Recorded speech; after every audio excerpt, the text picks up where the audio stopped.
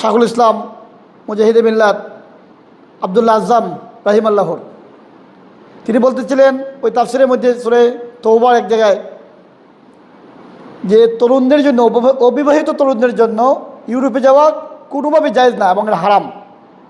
সে ওইখানে ইউরোপে গিয়ে অবিবাহিত অবস্থায় স্টুডেন্ট ভিসায় তার ইমানকে, তার আমলকে রক্ষা করা কখনো সম্ভব না। এটা আজ থেকে উনি আরও 30 বছর আগে বলছেন। আজকের ইউরোপ আমেরিকার অবস্থা তো আরও ভয়াবহ। তো গুনাহ থেকে যেহেতু বাঁচতে পারবে না, এই জন্য ওইটাকে উনি ওইখানে যাওয়া, ওইখানে স্টুডেন্ট বিষয়ে পড়ালেখা করাকে উনি হারাম বলেছেন। আজকে যদি আব্দুল্লাহ আজ্জাম রাহিমাল্লাহ বেঁচে থাকতেন, উনি এইটাই বলতেন যে যারা মোবাইল চালাবে, যে মোবাইলের মধ্যে যে গুনাহ থেকে সে তাকে, একটা তরুণ, একটা যুবক, একটা কিশোর, একজন তালেবে ইলম, একজন ছাত্র, মোবাইল থেকে তাকে কখনো মোবাইলের গুনাহ থেকে বাঁচা সম্ভব নয়। এই জন্য এই মোবাইল ব্যবহার করাও তালেবে ইলমের জন্য, ছাত্রের জন্য, তরুণের জন্য হারাম।